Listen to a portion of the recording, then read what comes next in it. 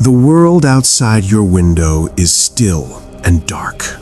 The air is cool, and the rest of the city is still asleep, wrapped in the comfort of dreams. But you are awake. You are sitting there, perhaps with a warm cup in your hand, feeling the weight of the day that is about to begin. You feel it in your chest, don't you?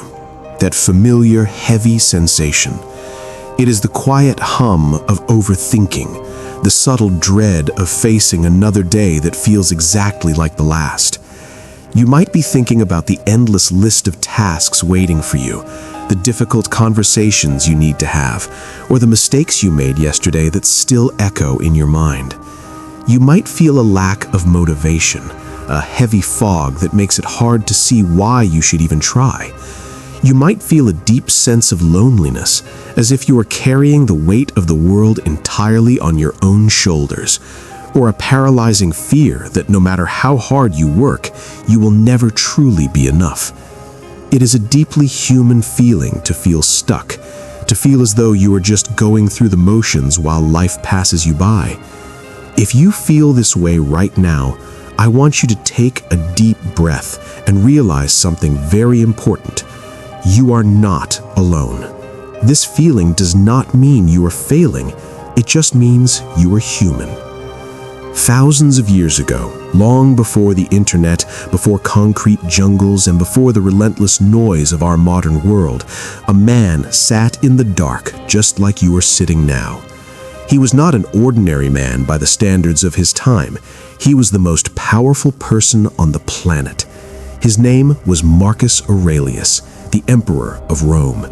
He had absolute power over millions of people, endless wealth at his fingertips, and the command of the most fearsome armies in the known world. By all modern accounts of success, he had it all. Yet, when he woke up in the cold, quiet hours before dawn, he did not feel like an all-powerful ruler. He felt the exact same weight in his chest that you feel right now. He felt the crushing pressure of responsibility, the anxiety of potential wars and betrayals, the grief of losing his children, and the simple, exhausting struggle of just wanting to stay under the warm blankets instead of facing a world that demanded so much of him. He was a human being facing immense pressure, fighting quiet inner battles that no one else could see. He knew what it felt like to be overwhelmed by negative thoughts, to feel tired to his very bones, and to wonder if he had the strength to go on. But Marcus Aurelius did not let that heaviness defeat him. Instead, he used those quiet morning hours to build a fortress inside his mind. He did not have a fancy morning routine with a checklist of biohacks, expensive supplements, or rigid exercises. His routine was a deeply personal, philosophical journey. It was a time for him to talk to himself, to coach his own soul, and to prepare his mind for the chaos of the day ahead. He wrote down his private thoughts in a journal that was never meant to be published, a book we now know as his Meditations. When you read his words, it does not feel like reading a dry history book or a complex academic lecture. It feels like listening to a wise, tired, but incredibly loving mentor speaking directly to you, reminding you of who you really are and what you are truly capable of achieving. He was practicing what we now call Stoicism, not as a rigid set of rules, but as a practical, living, breathing guide to surviving the storms of life with grace and dignity. Imagine him now, sitting at a simple wooden desk by the flickering light of an oil lamp. The palace is silent. Outside, the Roman Empire is resting, unaware that its leader is currently wrestling with his own human weaknesses. Marcus picks up his pen, and the first thing he does is acknowledge the struggle. He admits to himself that getting out of bed is hard. He tells himself that when he feels the urge to stay huddled under the covers, he must remember that he is rising to do the work of a human being. He asks himself why he should complain about doing what he was created to do, the very things for which he was brought into this world. Was he made to just huddle under the blankets and keep himself warm? This simple realization shifts his focus. It takes him away from his immediate comfort and reminds him of his purpose. He reminds himself that even the tiny ants, the birds, and the plants go about their daily tasks, helping to bring order to the world in their own small ways. Why should he, a human being with reason and a soul, do any less? This was the first step of his morning journey, overcoming resistance through a sense of duty and purpose. In our modern lives, we face this same battle every single morning. The alarm goes off, and our first instinct is to hit snooze, to hide from the day, to escape back into sleep, or mindlessly scroll through our phones. We get lost in distractions because facing reality feels too heavy. But Marcus teaches us that the morning is a sacred time to claim ownership over our minds. It is the moment we decide whether we will be active creators of our day or passive victims of whatever happens to us. By choosing to rise, by choosing to face the discomfort of the early morning, we take our very first victory. It is a small victory, yes, but it sets the tone for everything that follows. It tells your subconscious mind that you are in control, that your purpose is greater than your temporary comfort. Once Marcus was out of bed and the initial resistance was conquered, he didn't rush into his work. He didn't immediately start reading reports or giving orders.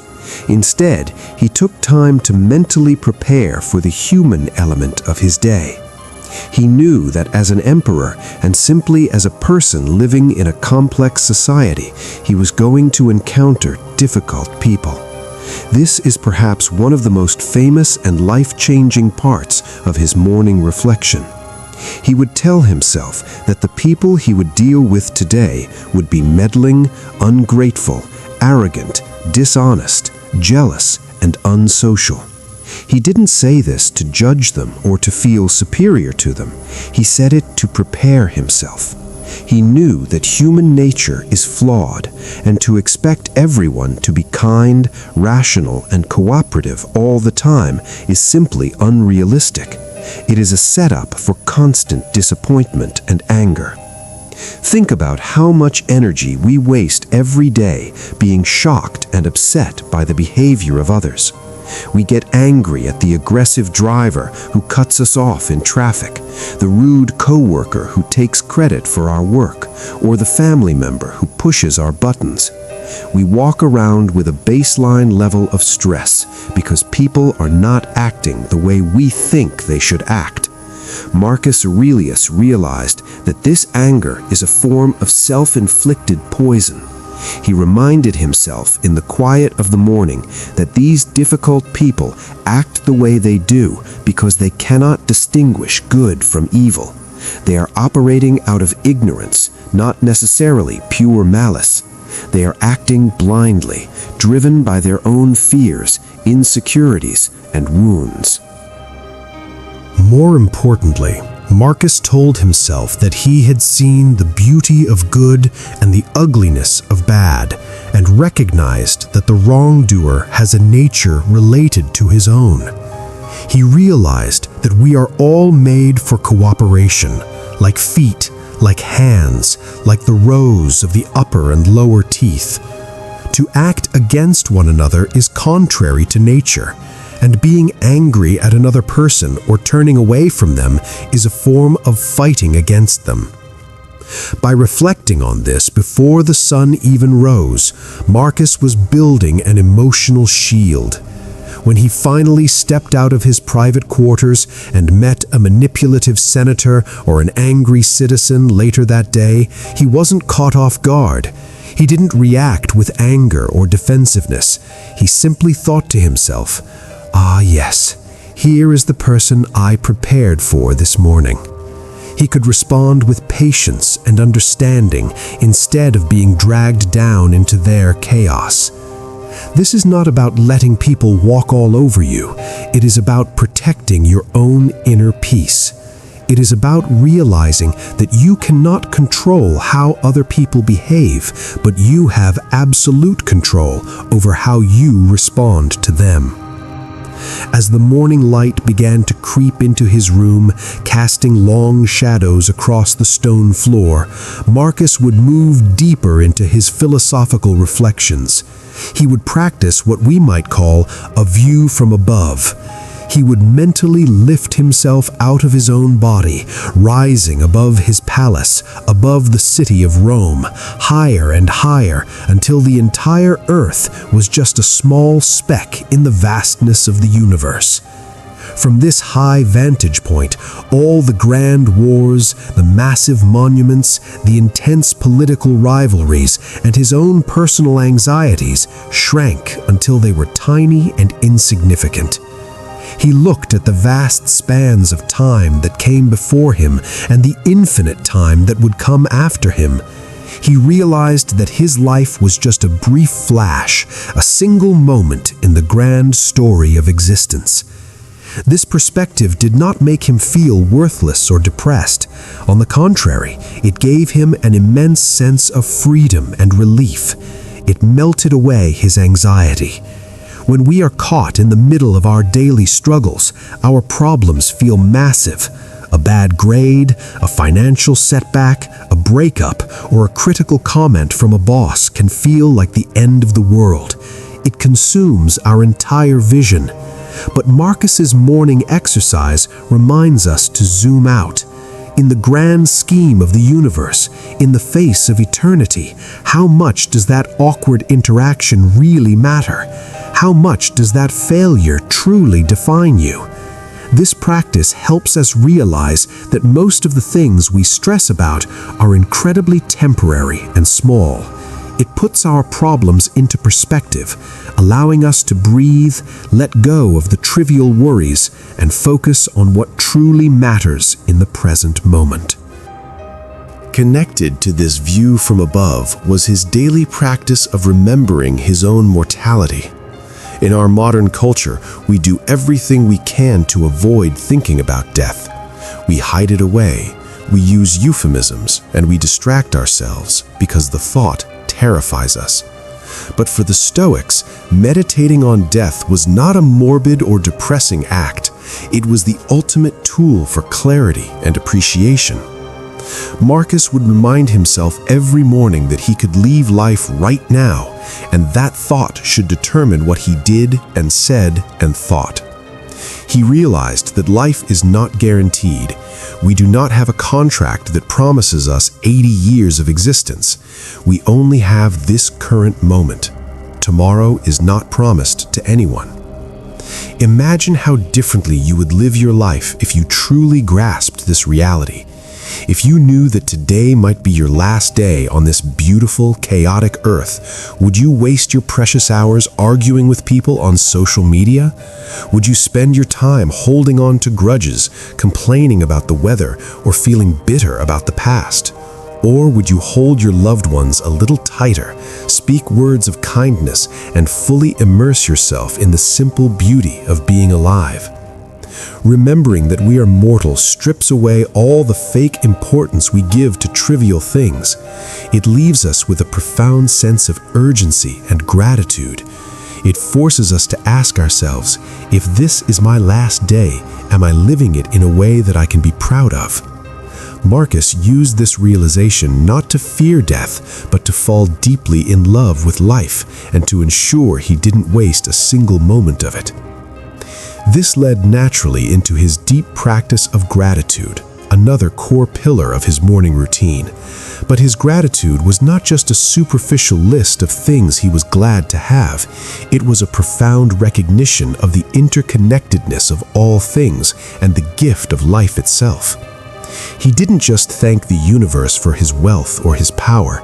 In the opening pages of his journal, he spends a great deal of time listing the specific people who shaped his character and expressing his gratitude for them. He thanks his grandfather for teaching him good morals and the government of his temper. He thanks his mother for her piety and benevolence and for teaching him to be content with a simple way of life. He thanks his teachers for showing him the value of hard work, for teaching him to mind his own business, and for training him to not be a slanderer. This exercise grounds us in humility. It reminds us that we are not self-made islands. We are the products of the love, the sacrifices, the lessons, and even the hardships shared by those who came before us and those who walk alongside us. Marcus looked at his life and saw a web of support and learning. In your own morning routine, taking just a few moments to genuinely thank the people who have helped you, even the ones who challenged you and made you stronger, can shift your entire emotional state. It moves you from a place of feeling lacking and deprived to a place of feeling abundant and supported. You begin to see the world not as a hostile place you have to fight against, but as a rich tapestry of human experience that you get to be a part of. As his pen moved across the page, Marcus would also practice what we might call finding the good in every situation, or what another great Stoic thinker described as the art of acquiescence. The Stoics believed that events themselves are neutral. They are neither good nor bad on their own. It is our judgment, our interpretation of those events, that causes us pain or joy. Marcus wrote that if you are pained by any external thing, it is not the thing itself that disturbs you, but your own judgment about it, and it is in your power to wipe out that judgment now. Think about a time when you were stuck in a long line at the grocery store or trapped in traffic. The event is just cars sitting on a road or people standing in a room, but inside your mind you might be telling yourself a story. This is terrible. I am wasting my time. This shouldn't be happening. My day is ruined. That story is what causes your frustration, your racing heart, and your anger. The event didn't do that to you. Your thoughts about the event did. Marcus used his mornings to remind himself that he had the ultimate power over his own mind. He could choose to see that traffic jam as an opportunity to listen to a good podcast, to practice patience, or simply to have a few moments of quiet reflection. He practiced turning every obstacle into an opportunity for growth. He wrote that the mind converts and solidifies any obstacle to its activity into an aid to success. What stands in the way becomes the way. This is a profound shift in mindset. It means that nothing can truly defeat you, because every hardship, every failure, and every difficult person is just raw material for you to practice virtue, patience, courage, and wisdom. In his morning reflections, Marcus was also heavily influenced by the teachings of Epictetus, a man who was born a slave but became one of the most revered philosophers in Rome. Epictetus taught a very simple but incredibly powerful concept known as the dichotomy of control. This idea is the foundation of much of Stoic practice. It states that some things are up to us and some things are not up to us. The things that are up to us are our own opinions, our impulses, our desires, and our aversions. In short, our own actions and mental attitudes. The things not up to us are our bodies, our possessions, our reputations, our public offices. In short, everything that is not our own doing. Marcus would sit in the morning and clearly divide his upcoming day into these two categories. He realized that he could not control whether it would rain, whether a foreign army would attack, whether a senator would lie to him, or whether his body would fall ill. Spending energy worrying about those things was a complete waste of his mental power and a source of endless anxiety. What he could control was how he prepared for the rain, how he strategized for the army, how he responded to the liar, and how he cared for his health and accepted illness with dignity. By focusing only on what was within his control and letting go of the rest, he found a profound sense of peace and untappable power. In our modern lives, we are constantly drowning in things we cannot control. We stress over the algorithms on social media, the state of the global economy, the opinions of people we barely know, and the unpredictability of the future. We pour our energy into trying to control the uncontrollable, and then we wonder why we feel so anxious, exhausted, and helpless. The Stoic morning routine invites you to let all of that go. It asks you to draw a clear line in the sand every morning. Ask yourself, what is actually within my power today? You can't control if you get stuck in traffic, but you can control your attitude in the car. You can't control if your boss is in a bad mood, but you can control the quality of your work and your professional response. You can't control the outcome of your efforts, but you can control the effort itself. When you shift your focus entirely to what you can control, a miraculous thing happens. Your anxiety begins to evaporate. You stop feeling like a helpless victim of circumstance and start feeling like the master of your own soul. You reclaim your energy and use it to actually improve the things you can change. Another great Stoic mind, Seneca, often wrote about the importance of preparing the mind for adversity, a practice sometimes called the premeditation of evils. This sounds dark at first, but it is actually a practice that brings immense relief. Seneca suggested that we should spend time in the morning imagining all the things that could go wrong, not to dwell on them with fear and panic, but to mentally rehearse how we will handle them with calm and reason. He advised that we should anticipate every possibility and strengthen the mind to deal with the things that may happen. If you expect everything to go perfectly, the slightest inconvenience will shatter your peace. But if you have already mentally prepared for the laptop crashing, the client canceling, or the unexpected bill arriving, you won't be caught off guard. You will think, I anticipated this might happen, and I know exactly what to do. This drains the fear out of the unknown.